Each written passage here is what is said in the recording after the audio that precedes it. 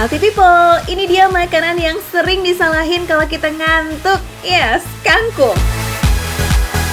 Kasian ya si kangkung ini, ya ngantuk kita, tapi kok dia yang jadi kambing hitam. Padahal belum tentu salahnya kangkung ya. Aku nggak tahu, tapi kalau taunya itu kalau kebanyakan karbohidrat bisa bikin ngantuk karena kan badan kita jadi rileks. Ada sesuatu zat yang bikin kita rileks jadi ngantuk kalau kebanyakan karbohidratnya gitu. Tapi kalau kangkung aku nggak tahu dan nggak pernah ngantuk juga sih, kecuali nasinya banyak banget ya, iya ngantuk. Saya udah denger, ini nggak tahu mitos, nggak tahu fakta ya, tapi udah denger dari zaman kecil dulu ketika ibu masak kangkung tuh biasanya bilang gitu, jangan banyak nanti ngantuk gitu kan.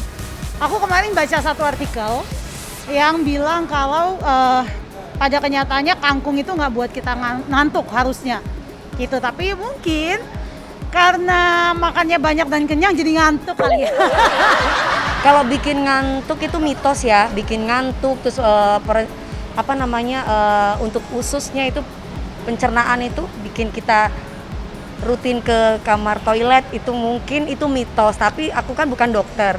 Jadi menurut aku sih sayur-sayuran ya pasti bikin kita sehat. Kangkung enggak lah, saya nggak percaya itu. Kangkung enak kok, malah saya rasa banyak mengandung vitamin C dan lain sebagainya. Kangkung memiliki senyawa triptofan yang dapat menimbulkan rasa rileks dan nyaman. Hal ini disebabkan karena senyawa triptofan dapat meningkatkan produksi hormon serotonin pada tubuh. Namun, belum ada penelitian yang membuktikan bahwa dengan konsumsi kangkung dapat mencetuskan rasa kantuk. Karena pada dasarnya kadar sedatif untuk mencetuskan rasa kantuk pada tiap orang tidaklah sama. Dan kangkung jika sewajarnya dikonsumsi maka tidak akan menyebabkan perasaan kantuk pada seseorang. Kalau mau jujur, kangkung ini bukan makanan abal-abal loh healthy people. Harga satu ikatnya sih nggak nyampe 5 ribuan. Tapi dari harga 5 ribu itu, nutrisinya juara banget. Ada vitamin A, vitamin B, vitamin C, zat besi, sampai protein. Walaupun kangkung mengandung zat yang bisa menenangkan, tapi nggak semua orang yang makan kangkung bisa langsung ngantuk loh healthy people. Efek dari zat sedatif yang bisa menenangkan pada setiap orang, porsinya tuh beda-beda. Makanya ada yang makan kangkung dengan porsi sedikit, tapi udah timbul rasa nyaman, bahkan rasa ngantuk. Nah masalahnya, kalau udah pakai judul sayuran hijau, pasti penggemarnya rata-rata nggak banyak ya. Apalagi anak-anak. Itu tuh sebabnya kita harus pinter-pinter ngolah kangkung, biar nggak cuma jadi sayur yang ditumis. Salah satunya nih, kangkung bisa diolah jadi perkedel. Yuk, sekarang kita intip cara masak perkedel kangkung.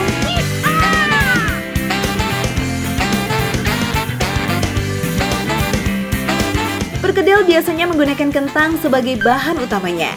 Ada yang bilang perkedel itu merupakan singkatan dari persatuan kentang dan telur. Pas banget ya dengan bahan yang digunakan nih healthy people. Padahal nama perkedel mendapat pengaruh dari salah satu makanan Belanda, yakni frikadel. Kalau di negeri asalnya, perkedel terbuat dari daging cincang yang dilumat kemudian digoreng. Tapi setelah masuk ke negara kita, dagingnya diganti dengan kentang. Selain digoreng seperti ini, kentang yang digunakan juga bisa dikukus atau direbus ya. Pada prinsipnya, agar kentang tuh lebih empuk dan mudah dihancurkan. Tapi kalau direbus atau dikukus, teksturnya jadi lebih halus. Makanya jadi lebih enak kalau digoreng begini nih healthy people. Saat menghaluskan kentang, jangan lupa tambahkan bawang merah dan bawang putih yang sudah digoreng sebelumnya ya, biar rasanya lebih gurih tentunya. Nah setelah itu tambahkan gula, garam, dan bumbu lainnya. Sebenarnya kalau buat perkedel yang standar gini aja udah cukup. Tapi karena kita mau bikin perkedel kangkung, kita tambahin kangkung dan wortel sebagai bahan campurannya. Oh ya, wortelnya harus direbus dulu ya sampai empuk. Nah kalau kangkungnya sih bisa dalam keadaan mentah, atau bisa juga direbus sebentar aja. Yang penting harus diiris tipis, biar lebih mudah tercampur dengan bahan lainnya. Selanjutnya tinggal dibentuk seperti ini. Makanya kalau kentangnya udah digoreng terlebih dulu nih, ngebentuknya jadi lebih mudah loh healthy people.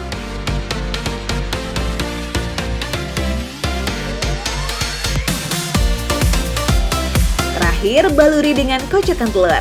Nah, selain bikin rasanya jadi lebih gurih, telur ini juga berfungsi sebagai perekat agar saat digoreng perkedelnya tidak mudah hancur. Saat menggoreng perkedel kangkung ini lebih baik menggunakan api kecil ya, atau api sedang biar matangnya merata healthy people.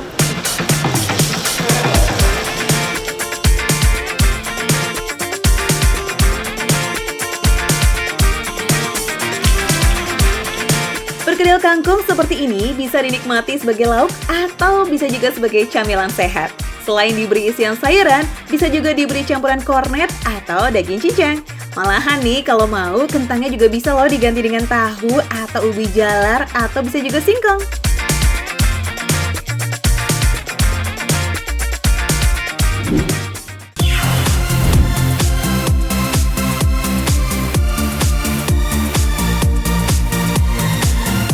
Healthy people, kangkung merupakan jenis sayuran yang paling sering dikonsumsi oleh masyarakat Indonesia.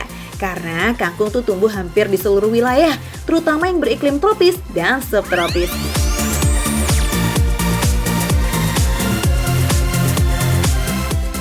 Ngomong-ngomong nih, ada lagi loh olahan kangkung yang lain daripada yang biasa. Kalau kamu mau makan kangkung, biasanya diolah jadi apa? Tumis? Atau dikucel? Atau jangan-jangan rujak? Ini sih klasik banget ya. Nah, cobain dong nih olahan yang beda. Kangkung jadi rendang.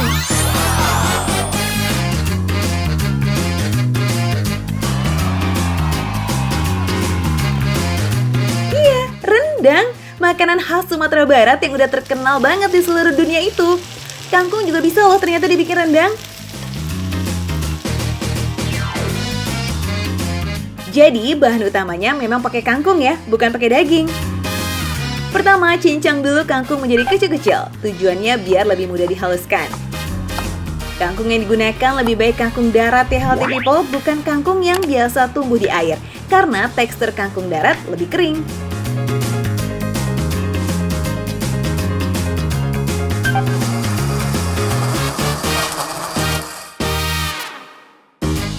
Setelah halus, campurkan kangkung dengan telur, bumbu, dan juga tepung. Nah, fungsi tepung di sini adalah menambah volume dan memadatkan teksturnya. Setelah adonan jadi, kukus dengan cara dimasukkan dalam cetakan khusus.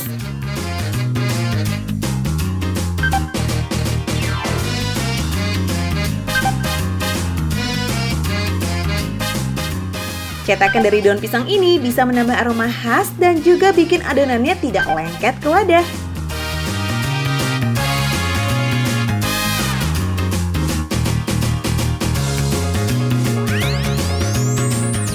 Tuh, setelah dikukus, teksturnya langsung memadat ya. Tapi lebih baik didinginkan dulu, biar lebih keras. Berikutnya, potong tipis-tipis mirip kayak memotong tempe. Dan selanjutnya, goreng irisan adonan sampai benar-benar kering. Gorengnya dengan api kecil ya healthy people, biar matangnya rata dan jadi nggak cepet gosong. Nah, sebenarnya nih hasil gorengan adonan ini udah bisa dimakan, udah jadi kangkung crispy. Tapi biar makin mantep, kita masak lagi dengan bumbu rendangnya.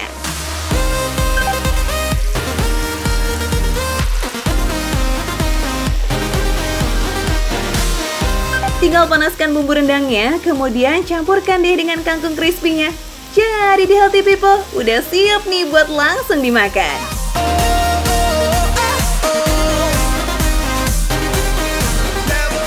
Rendang kangkung ini tekstur dan bentuknya lebih mirip dengan rendang paru, bukan rendang daging ya, karena memang lebih kering dan kriuk di luar, tapi bagian dalamnya masih empuk kok.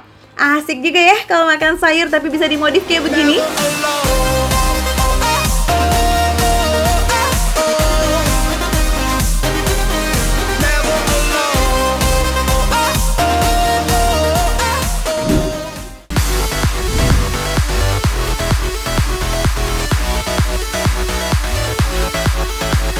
Kamu suka sebel gak sih kalau kita menyimpan kangkung di dalam kulkas, pas mau dimasak udah layu atau kering?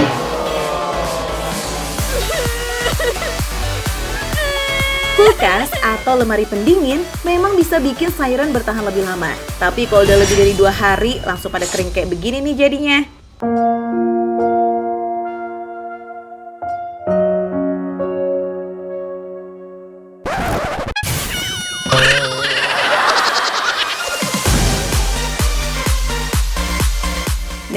Makanya ada triknya nih biar kangkung bisa tahan lebih dari 1 minggu.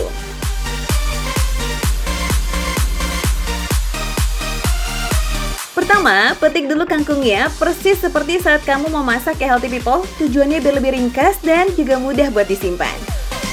Oh iya, penting nih Healthy People, kalau mau menyimpan kangkung lebih baik jangan dicuci lebih dulu ya. Emang sih kalau dicuci jadi lebih bersih, tapi sisa air yang menempel itu tuh bisa bikin kangkung jadi lebih mudah busuk.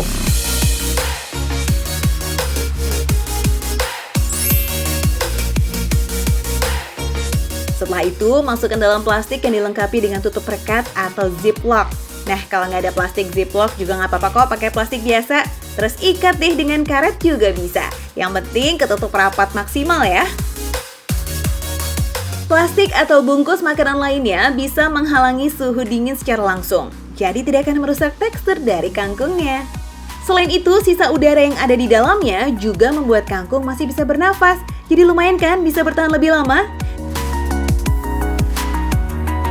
Tapi tolong diperhatikan nih Healthy People, pada dasarnya nih nggak semua daun-daunan boleh disimpan dalam kulkas.